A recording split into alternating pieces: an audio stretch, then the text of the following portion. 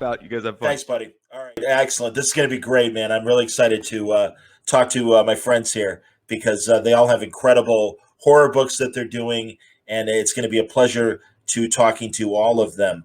Let me start welcoming people. Here's somebody that I haven't seen in a while. We did Terrificon.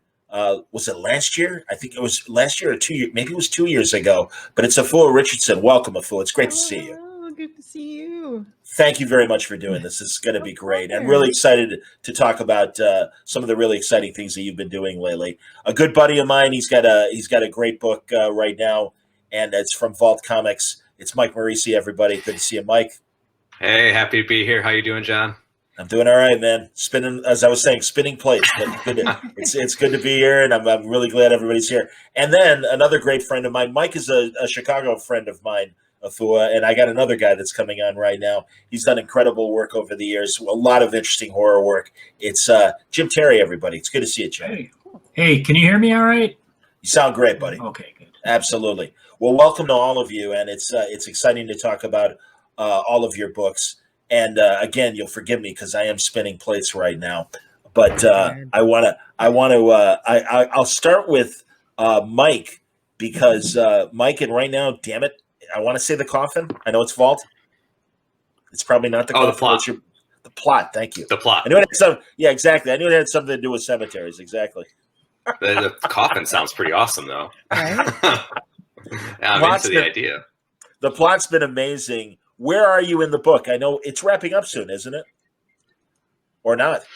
Yeah. Oh gosh. 6 just came out. I think 7 is technically done or very close to done. And we're all written. I mean, 8 is written. We're all done. And 8 is the end. That's the end of the story. We started out wanting to do 8. That was the goal. We knew it was a limited story. The way, kind of like thinking of a model like Hill House, Haunting of Hill House, which is something I love, which is a one season, beginning, middle, end. We kind of want to follow that model where it's like, this is a story, that's it, and then we'll be out. So we're almost there.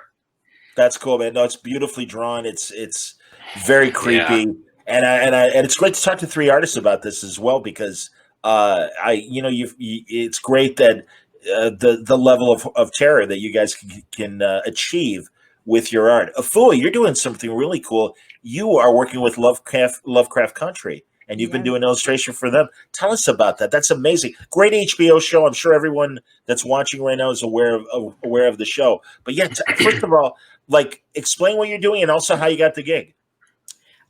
First, I was recommended, so thank you to all my friends who dropped my name in that hat. But I am responsible for all the illustrations that are hand-drawn by the actress Jada Freeman, who plays Jada Harris, Diana Freeman. See, I've mixed them up because now they're one and the same. Like D is...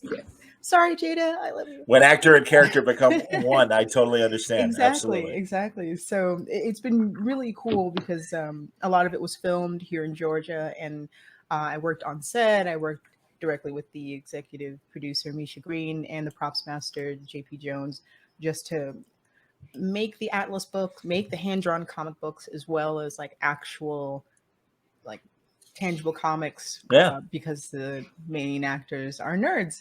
And so they I made all of that stuff, and it was really cool because during the season finale, no spoilers, but they gave me a name drop, and that's great. Happens. That's awesome. Happens. It's super cool. They sort of spoke about me like I was a character in the story, so I cried and I sent a message to my dad. Oh, that's lovely. That's great. No, I know that feeling. Absolutely. That's wonderful, man. So, obviously the show's a massive hit. So I imagine, I'm sure season 2 is, a certainty. Obviously, when they get to it, it's in talks right now. I know with COVID, everything is kind of, on pause, but and without speaking out of school, I would think, especially like you said, with COVID, that might delay production. Is there any talk of maybe a graphic novel of the character's stuff that you would be ghosting or anything appropriately for a horror panel that you would be ghosting that stuff?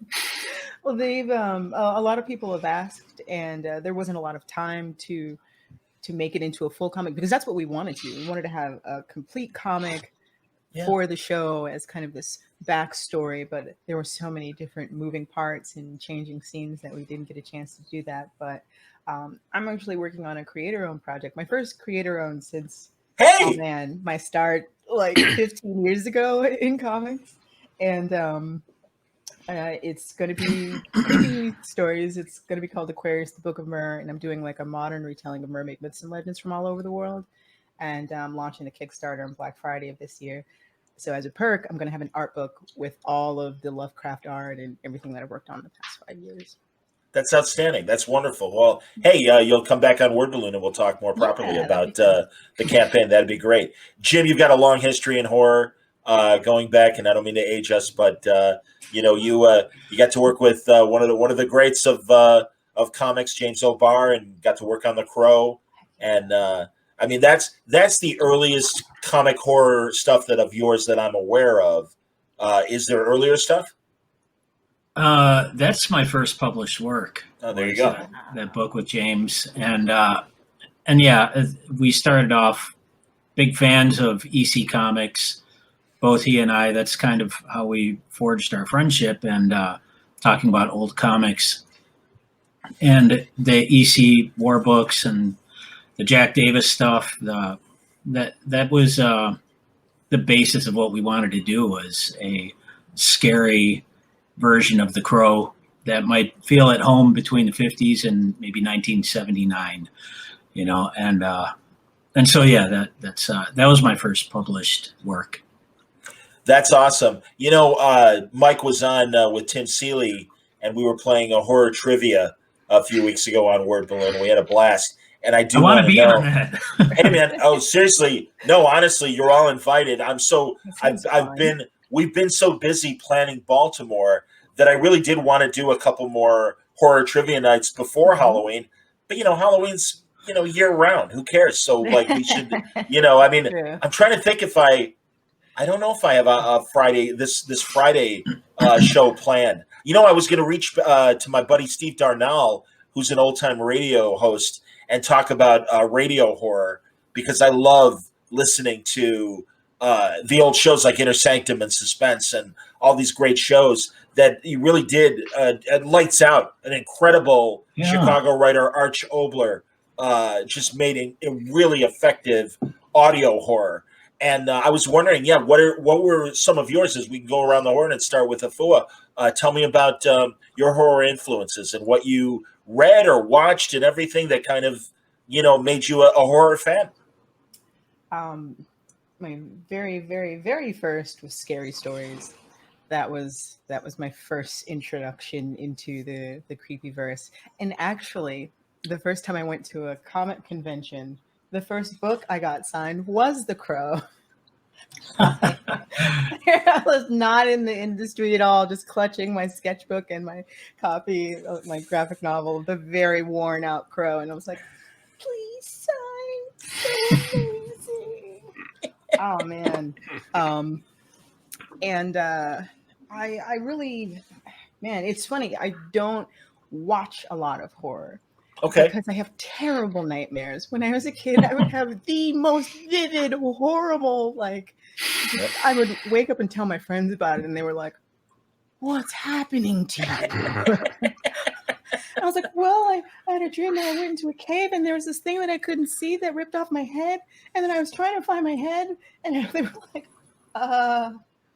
maybe you shouldn't eat before bed. Yeah. I watched Critters, and then I couldn't have a ball of socks on the floor for a year. It wasn't even that scary. It was just the idea that my mind was just like, every ball of socks is out to kill you. I'm like, no, it was terrible. It was absolutely terrible. But man. So what'd you read? What horror did you read then if you weren't watching movies?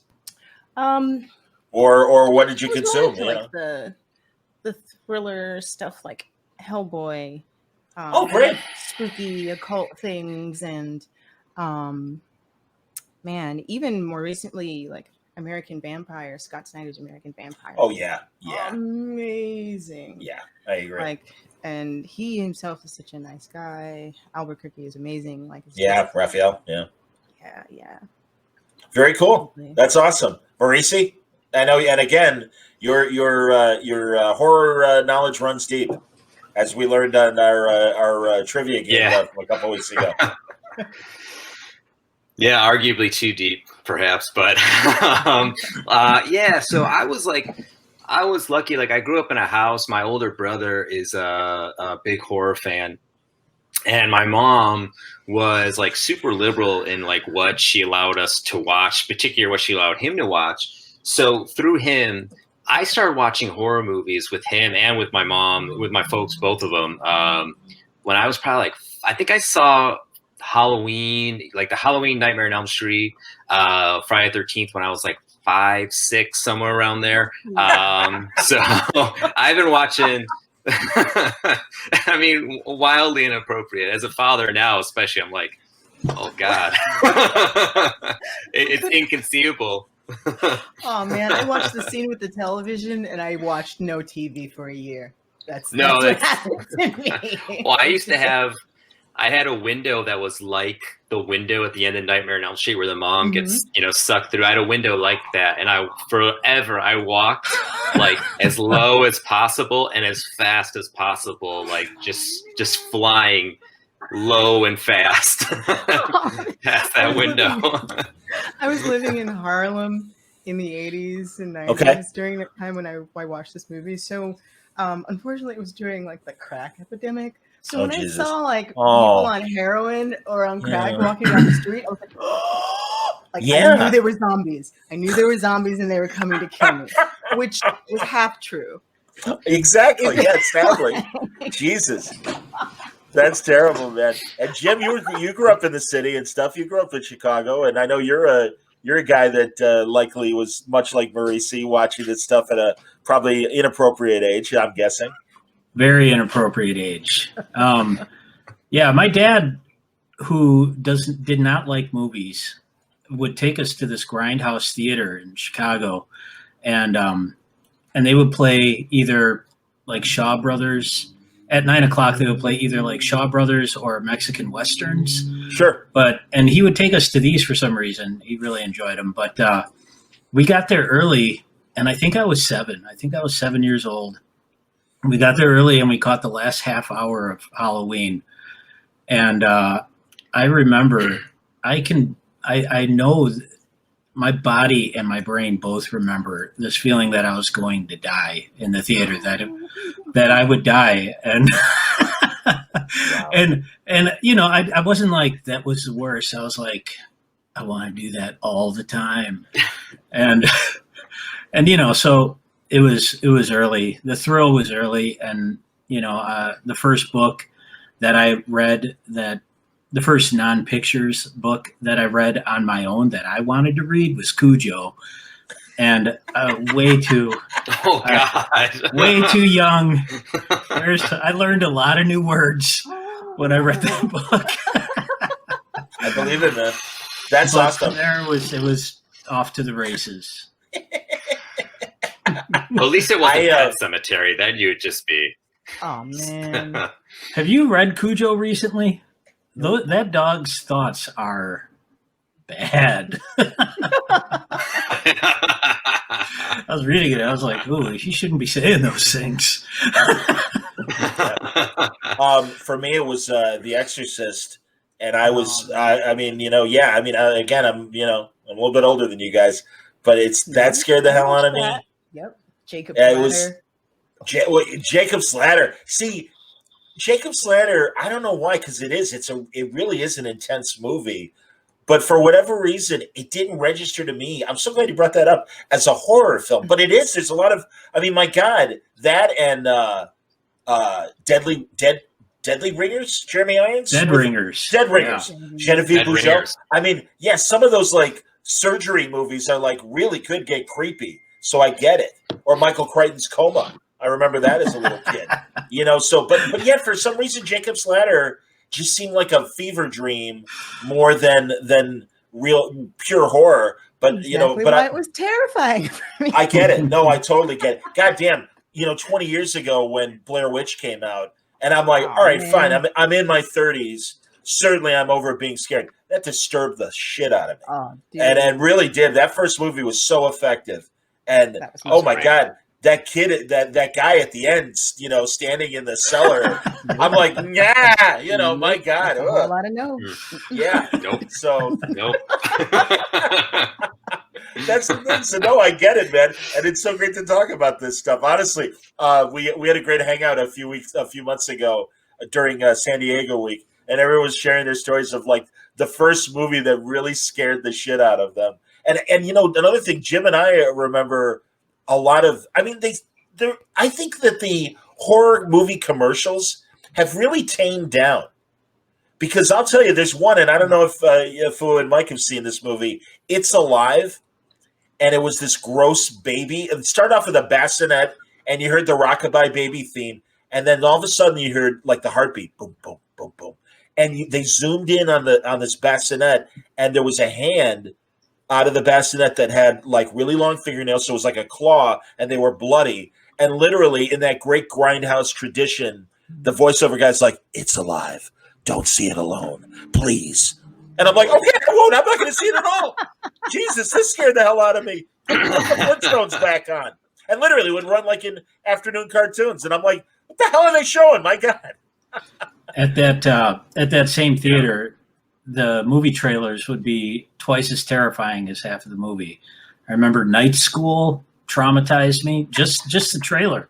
It's this girl on one of what are those called? The carousel on the playground. Oh, yeah. And a guy with a machete just appears, and just as she's coming around, he gets her. And that was horrifying. And the trailer for Phantasm was scarier to me than the movie was when I finally saw it. There was this there's this kid lying in bed, and these things jump out from underneath the bed and grab him, and the tall man standing over him. And every night I'd go to bed and worry that was going to happen to me that night. It hasn't.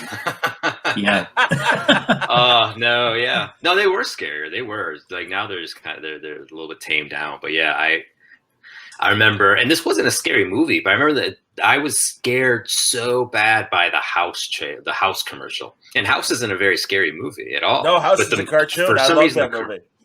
Yeah, it's not. For some, I mean, this had to be when I was like 6 or 7, I believe. But that commercial was terrifying, and I had already seen Nightmare on Elm Street. And I saw that commercial, and I was like, oh my God, no. I didn't watch the movie till like way, way, way later. Considering all I was watching, I was terrified of House of all things. That's very funny. House came out when I was in college, so it was. I could handle House. I couldn't handle the Nightmare on Elm Street movies or the Halloween movies and stuff. Too intense. Too intense. What are you gonna say, Afua? You look like you were ready to say. I was thinking. I was like, man, would you classify Swamp Thing as a horror comic?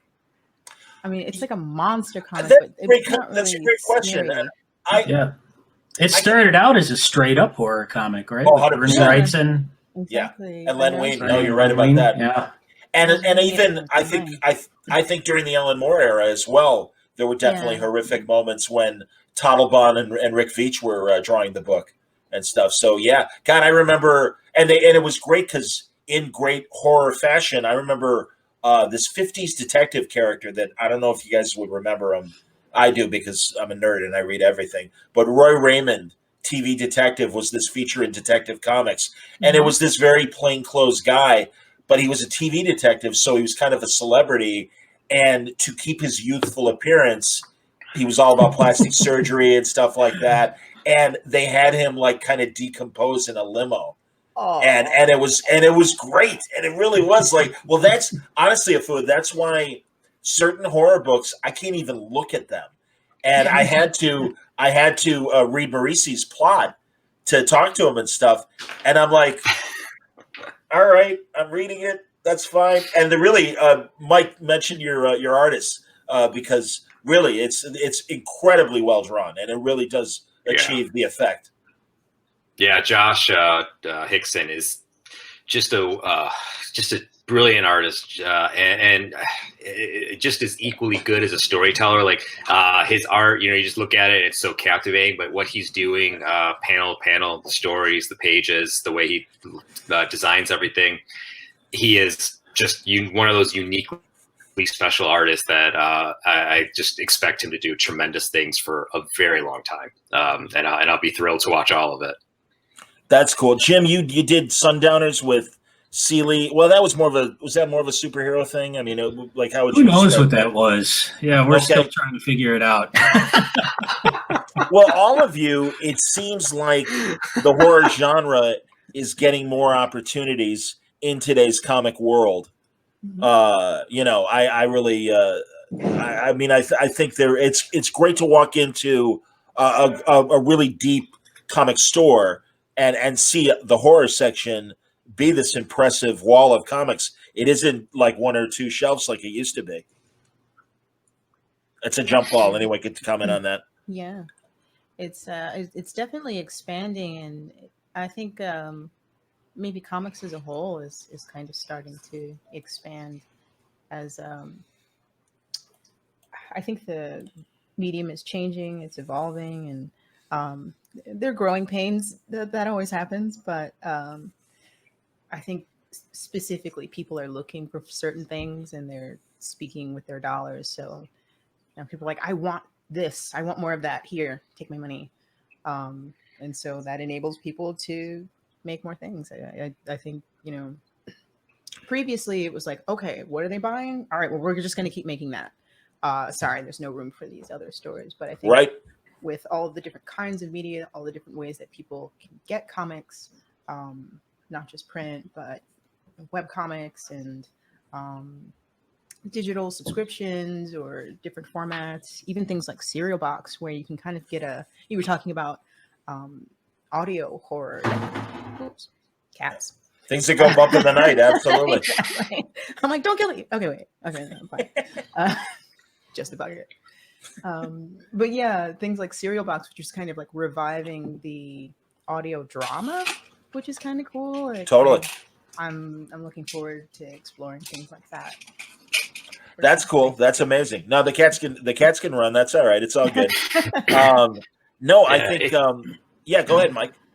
No, I'll say it's a good time for horror right now. Like overall, we're in a great time and a great place for horror. And the great thing about the horror community, which is a community that I think is the best. I think the horror community, that you won't find a better fan community around. I adore it and I love being part of it. As a writer and as a fan. But like they will go anywhere. They'll go books, movies, TV, comics. They'll go anywhere. That's if Tim were here. Tim Seeley, he would remark on a testament to that, because Hack Slash is a book that's been successful for him for a very long time, and I think he would tell you that like the success comes, a lot of it, not from typical horror. From typical comics. It's from the horror community who buy the omnibus. They're the people who buy that big collected versions again and again. It's gone through multiple printings, and but yeah, overall we're in a great period where there's great horror novels. Stephen Graham Jones, Paul Tremblay, Daniel Trusani released great stuff this year. Little to be said about horror films. There's so many great ones that are coming out. Through Blumhouse, through even smaller independent places. Great horror TV with, like I mentioned, Hill House, Channel Zero, which unfortunately canceled, but that's great. There's just so much great horror content right now. So and comics is no exception. We're in a great time for horror. Yeah, and it seems like the other publishers are taking advantage of. Okay, Marvel and DC has superheroes, and they dabble a little bit in horror, but it does seem these other genres, there's a lot more room to do something effective, and that's why it was great to see with Vault and the Plot. But Jim, I mean, again, as a veteran of drawing horror and stuff like that, are you thinking about creator-owned horror opportunities for yourself? Oh, I've always been interested in that, and I think that horror never goes away.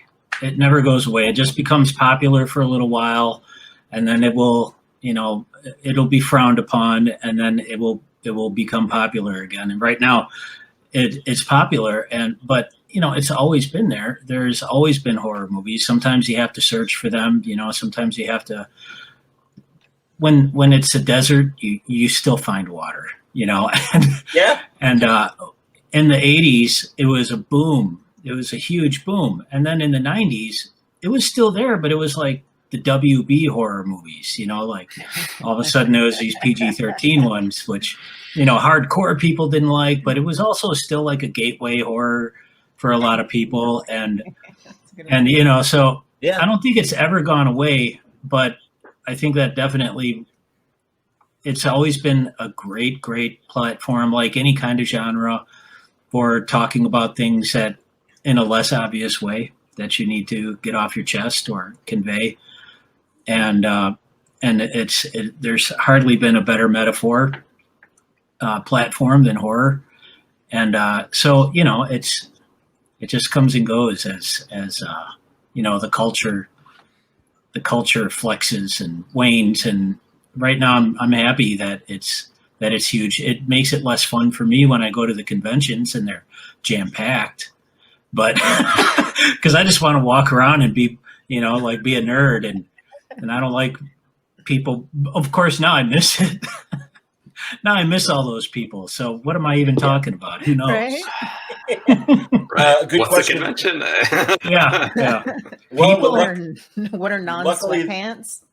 yeah, no kidding. Exactly. Good question from the audience here from Stefan. Has anyone read 30 Days of Night, Red Snow? I don't think No, so. I read the first 30 Days a Night, but not the Sure. subsequent books. Yeah, and I haven't talked to Steve in a long time, Niles. I should. I always love his stuff. And Ben, the original artist, of course, continues to make great horror as well. So no, it's always good to get a recommendation from the audience. Thank you there, Stefan. I want to go back to and stay with movies for a second, because really what's happening with Blumhouse is amazing, not just as fans of horror, but truly from a business standpoint. And I have to confess that a lot of times the ebbs and flows of the horror business does fascinate me. And I love this idea that this boutique studio on such a shoestring budget make these incredibly effective movies, and everyone's freaking out. Jim, you made a great observation. I think you're right that as much as I bet those PG-13 movies were a gateway to today's 20-year-olds that are appreciating horror, I think you're right. Older fans were just kind of like, hey, you know, you're dulling the blade and not really giving us the what we need from horror and stuff, and the excitement and the tension and the terror. And I think Blumhouse has achieved that. And I really great parodies like the Fantasy Island movie, things like that. The Invisible Man movie was incredible. I mean, that's the thing. It's like they're taking old concepts and really taking them out for a spin. So, I mean, I assume everyone's a Blumhouse fan right now. Oh yeah. Okay. They're the best. No, Afua, or too scary, Afua? What do you think? Yeah, that I kind of like American Horror Story. I'm like, okay, I can take it in doses. Like Castle Rock, Dark. I can go. There's some things that just like when I saw it, I couldn't watch it. My poor husband was worried for me. He was like, "Are you okay?" I was literally shaking in the theater. Like, does it float? Like, nope, nope. When people were cosplaying Pennywise the last couple of years, seriously, I'm like, all right, there's a guy, I know he's cosplaying, but I really don't need an evil clown watching my panel right now. I'm like, okay, great. John, you know there is a clown watching the panel this very moment somewhere. Right now, absolutely. There's some serial killer that's putting the light on his face right now. Interesting. I'm at his kill list now. Yeah, I just my memories are starting to come back, like thinking about the Twilight Zone and like I see. I love. Now that's interesting. And like, I don't know. It's not quite horror. It's just thriller. It's more of. I understand. Well, and you know, like old examples like Night Gallery. You know, Night Gallery. Most of them suck. But there's like, Jim, I don't know, 20% of them that are effective? Probably, Am I being too generous? Yeah. I think you're being a little harsh, but... Okay. Yeah. You know, real diehard, you know, I'm talking like unhealthily obsessed with horror people are the most forgiving viewers of garbage in the world, and I count myself among them. I'm totally yeah. I've watched objectively awful movies, and I'm still man. I enjoyed it. Yeah, it wasn't bad. I don't know. How did Leprechaun get so many sequels? Those are kind of fun, though. Yeah. Leprechaun in the Hood, Part 17. Yes. Yeah, that's why they are terrible. But Jim and I could be like, they're pretty good. So good. So let me tell you a real quick story. A friend of mine and I went to. Is this a Leprechaun story? No, but it's about intolerable film. We went to the Fangoria convention, and there's people there who were selling their movies that they had made. Yes. And I talked my buddy into buying one. I'm like, come on, you got to support these artists, man. You know, he's like, all right. So he shelled over $20, and I asked him later. I was like, how was it? And he said, look, it's not that great, but you got to see the ending. I said, okay. And so I borrowed it, and I sat through an hour and 20 minutes, and then the credits start rolling, and I was like, what was he talking about?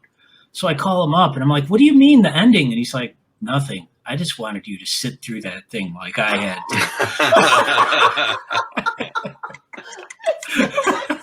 That's outstanding. That's amazing. No, I'm really glad. I'm glad horror. No. I'm really glad that. I was going to say, I'm glad horror conventions came up, because you're right. And it is these little like garage kind of movies.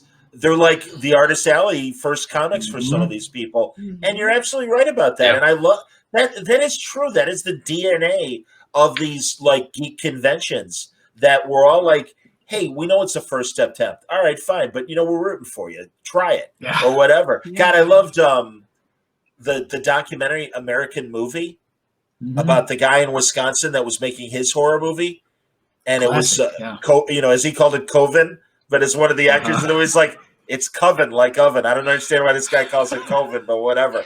But it's such a great weird movie, and he goes to his uncle who's got some money to help him like bank his movie and stuff, and it's that truly that can-do spirit that a lot of great creators use that and fight through those tough times and those first steps in making their creative efforts, and then become great artists. To the other guys, that it's like the Ed Woods of the world, and I didn't mean to say that with no disrespect, because Ed Wood made 4 more movies than I'll ever make in my life. And I always say that Ed Wood, and it's like, yeah, guess what? Ed Wood made 4 movies. How many movies did you make? Shut up. Ed Wood, there was nothing stopping this guy.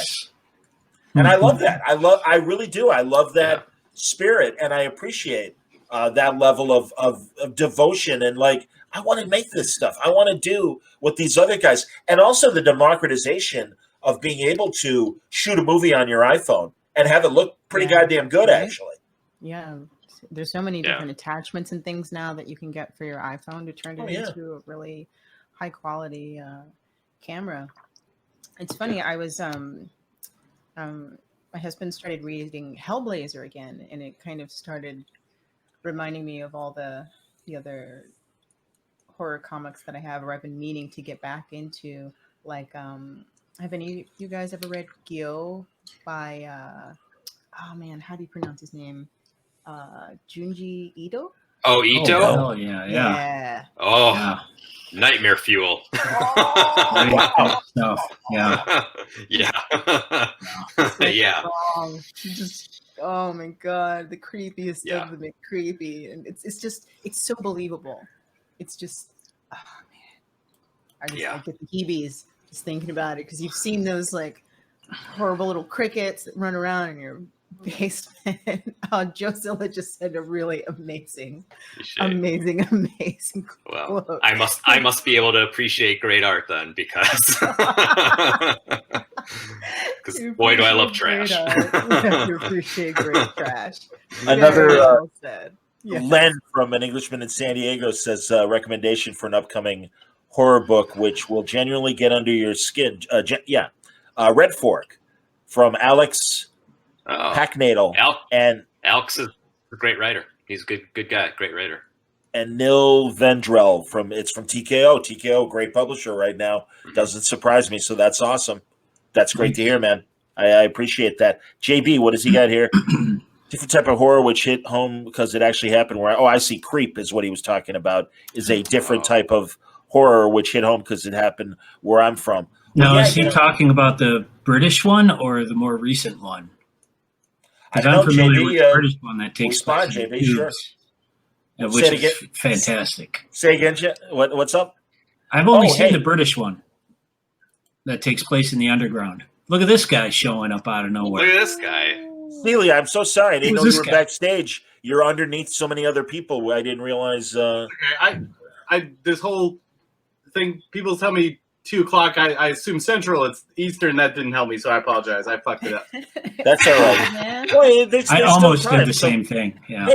I'm glad you were able to jump in, Tim. It's all right, man. And we've been talking about, as I said earlier, the trivia night that we had with Moreci and your wife and stuff, and we're just talking about horror in general, and the great new product that's coming out, not only in film but also in comics, and that the genre seems to have gotten a new shot in the arm. Jim made a point that the PG-13 era of the early 2000s kind of dulled the blade, but now it seems like we're in this new. On the other hand, counterpoint, it brought in a lot of young people who are now watching.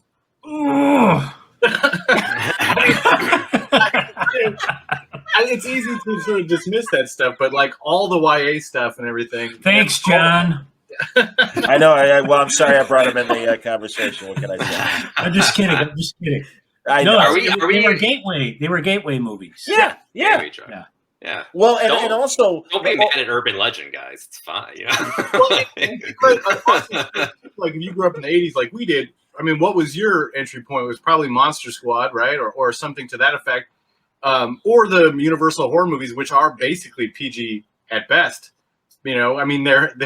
So I think that having an entry point for horror is always important as a refresh, personally, and we all benefit from that because we get to make stuff for them coming in. True. Well, speaking of that, have you guys noticed the descendancy of different filmmakers now? Like you can almost see the lineage. Like, oh, that guy watched John Carpenter as much as I did growing up, and now you're seeing the influence of these people. Yeah, like maybe the second or third generation are now influencing like the fifth generation. I'm with you. Yeah. The I was just watching, disciples. Go on, Mike. Excuse me. Yeah. I was just watching for the upteenth time, the Guest, the Adam Wingard movie, which is like, that's just a Carpenter movie, man. That's just like straight, in the best way possible. I'm a huge Carpenter fan, but it's like, this is really, really Carpenter. You can see the DNA all over that. That's pretty awesome to watch. Mm-hmm. Yeah. How about? Oh, go ahead. No, please, Afua. No, it's about you guys. I'm just here to help out the conversation.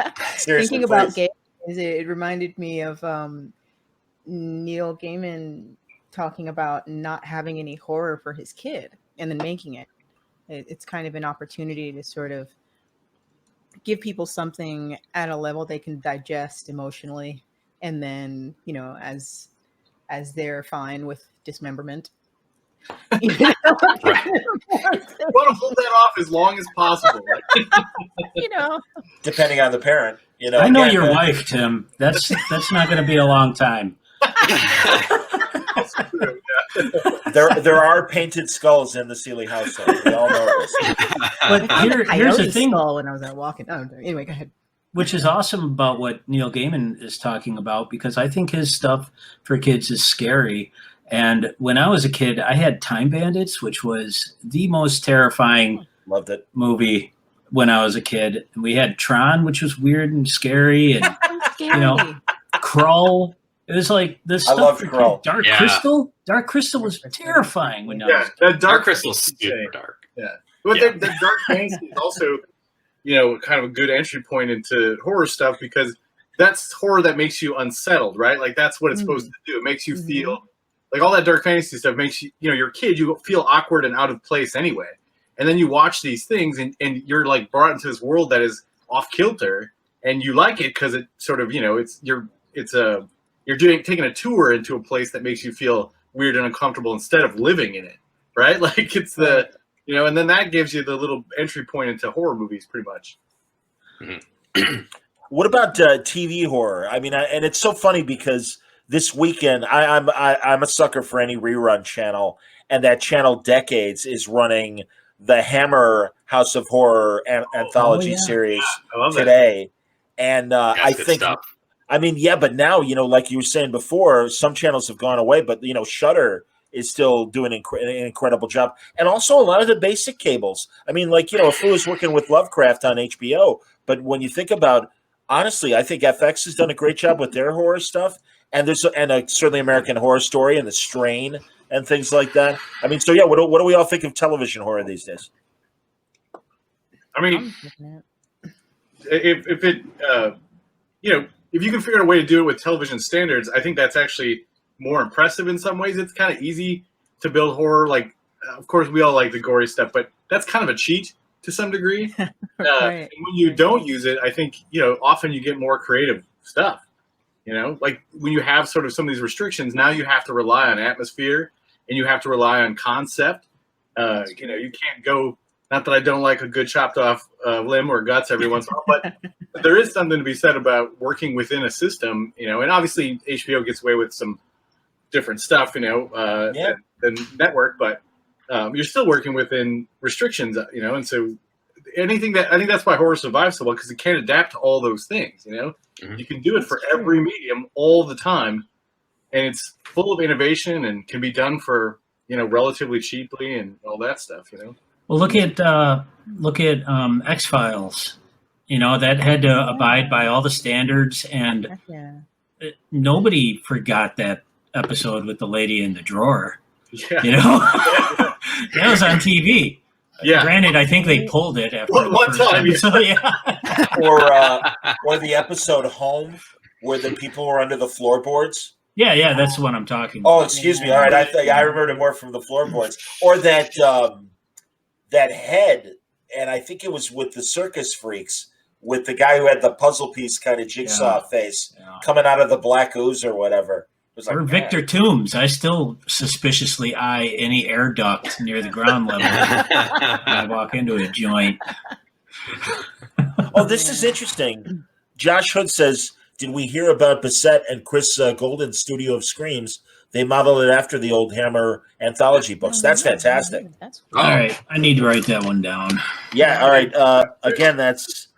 Chris has been wanting to do that Studio of Screams. Like do a Hammer-style horror thing. So I'm glad he found his collaborator in Bissett. That's awesome.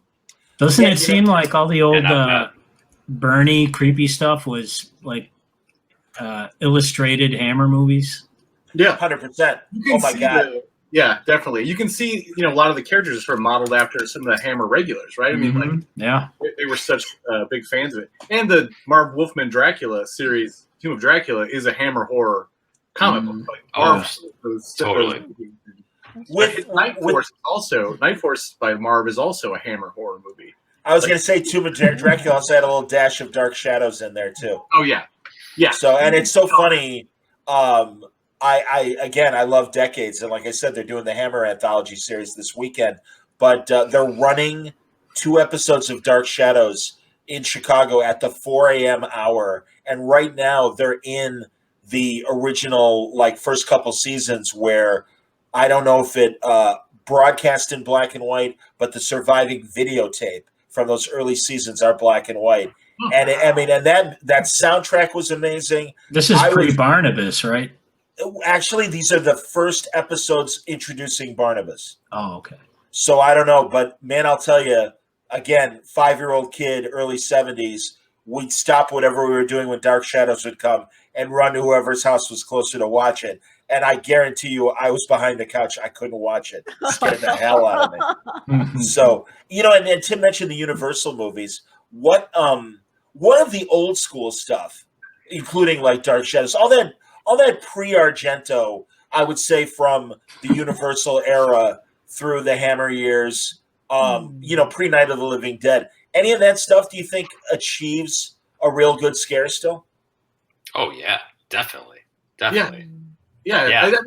I think for we're so used to a certain kind of horror, which is the jump scare sort of, that's how they do most movie stuff. But I think a lot of those, I did a Vincent Price marathon to catch up on all the stuff I missed. Nice. And a lot of that is Edgar Allan Poe adaptations and like Gothic stuff. And it doesn't rely on any of that stuff. It relies on, it's unsettling, right? It's like, especially the Poe stuff is really about, creeping you out. And those movies hold on to that. They're using Peter Lorre and Vincent Price, who are creepy dudes, even if they're, different kinds of creepy. So it does make you feel unsettled. Scared, I think, is tough. Obviously, for us, it's pretty hard to be scared in a movie. But do I think it still is very functional? Yeah, totally, man. This stuff works great. We just watched, Mask of the Red Death with Vincent Price, and that is a great, intensely weird movie. Yes. Hard to watch in 2020. Very hard. Yeah. Because the message. Oh, yeah, and I was unsettled by it.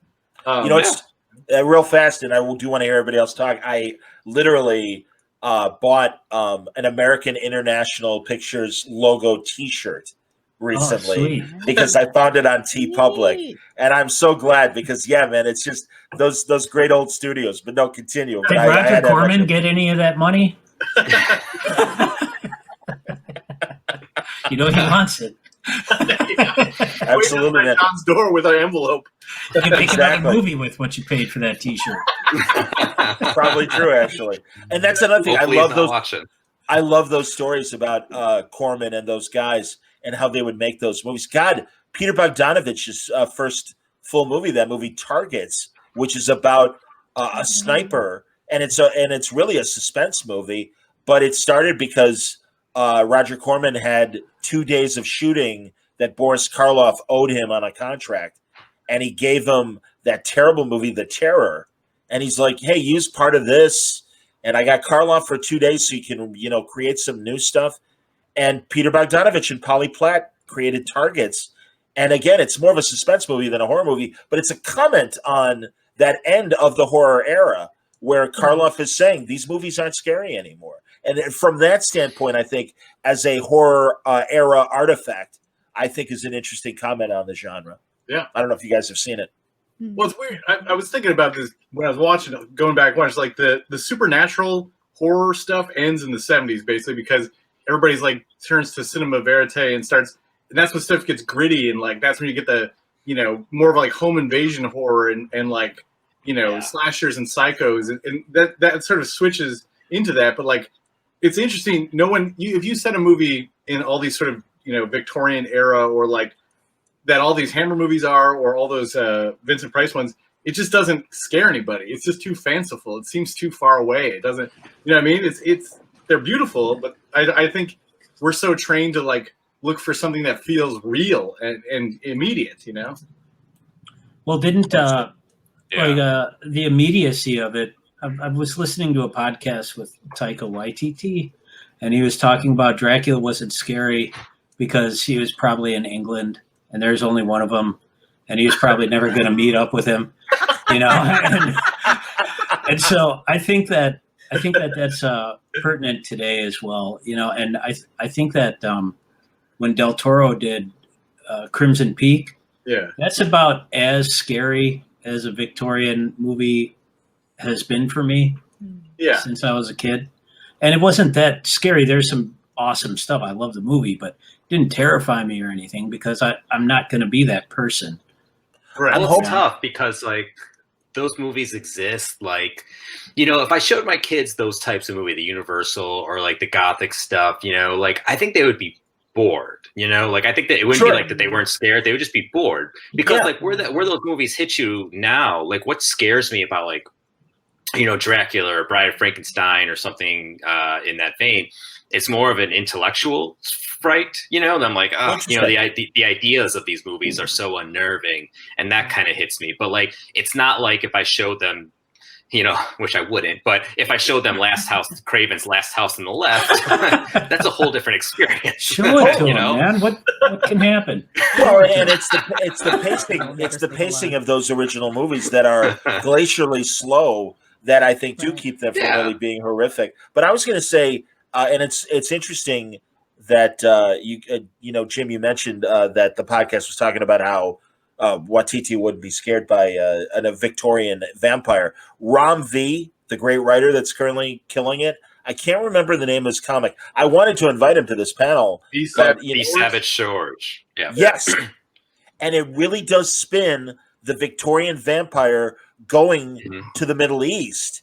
And it ties in that whole kind of white, what's the word colonization. I'm looking for? Yes, the whole idea. Yes, the whole idea of colonization with the vampire story. And what a great opportunity to take horror and now tell them from a different point of view. And I really think that's incredible. And really, I mean, all of Rom's stuff is amazing, and a lot of it is horror based. He's a great writer, and I'm glad he's doing comics today. Well, just talking on that in reference to Lovecraft Country, like right now I'm watching it and I'm super enjoying it when the monsters are on, and the second real historically, accurate portrayals of how people were treated at that time come on, I just shrivel up inside, and it's really hard for me to come back from that and enjoy the monstery stuff. And, it's like, I applaud that show for doing that, because it's so easy to just sort of blur things into the background. And I haven't read this comic. I'm looking forward to reading it because, as a native person, the second you said colonization, I was like, oh boy, I don't know. Let's give it a go though. Well, Ram is a Middle Eastern gentleman and stuff, and he's really he grew. Oh man, I can't remember where he grew up. Or I tell you right now, you got to watch my Wordballoon with Ram.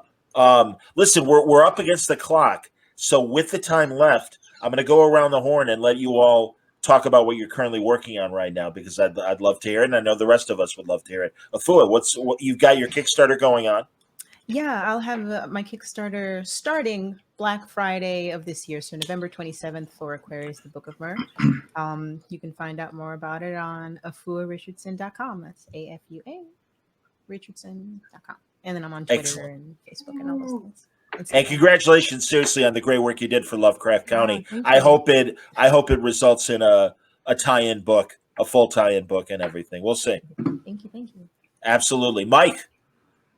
So we mentioned the plot is winding to issue 8, which is the end. Still, I'm always writing Star Wars, which that's different from horror, but writing Star Wars. I just did a Stranger Things thing. I have another series with Fall called Waste of Space that's entering its third arc, something like that. And that's going on. And some other horror stuff that I got in the works. I have one secret project with Seeley that we are going on and on with. Yeah, me and Tim teaming up. That's excellent. Building on that, Tim, what do you got coming up? Let's see. We got Money Shot and stuff ongoing, and Vampire the Masquerade through Vault, and then a bunch of secret projects and one with Mike, but also the Hack Slash Kickstarter launches on Monday. We're doing a hardcover of the first volume. I did a brand new 9-page story that I wrote and drew, and we added a bunch of other stuff and cleaned it up. So Monday, whatever that day would be, October 26th. Yes, that would be the day of our Kickstarter launch. Excellent. And Jim, take us out. What do you got? Jeremy, how are you, buddy? All right. I'm sorry, Jeremy. We're at the last minute here. No, actually, hey, I just wanted to come on and tell you how awesome I think you all are. And I'm eating a really great oatmeal bar. All right, fair enough, man. I'm sorry you couldn't join us, but I'm glad to see you. And Red Mother, everybody from Boom, a fantastic book that Jeremy's doing. But this is the greatest panel appearance of all time. I'm a cameo at the end, and I just want to talk about how much excited I am by everything all these other people are doing, and that they're incredibly inspiring. And I love you all. You're the best, Jim. It's good to see you, man. Jim, what do you got coming up?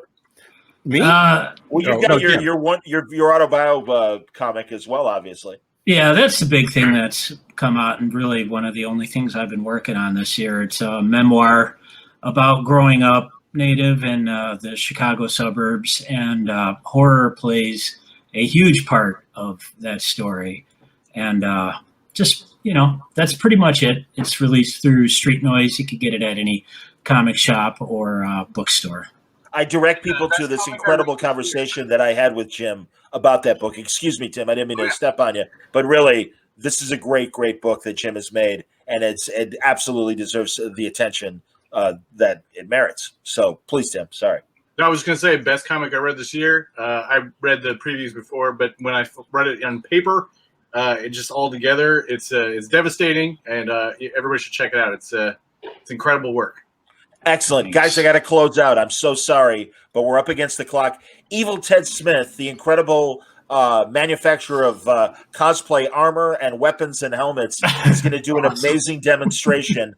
So I suggest you all stay tuned for this incredible presentation with him. Thanks a lot for watching, everybody. More great stuff. Go to BaltimoreComicConLive.com to get the full schedule. Don't forget the Ringos are coming up tonight at 8, and I'll be at the pre-red carpet at 6 p.m. Eastern time. Thanks a lot, everybody. Take care.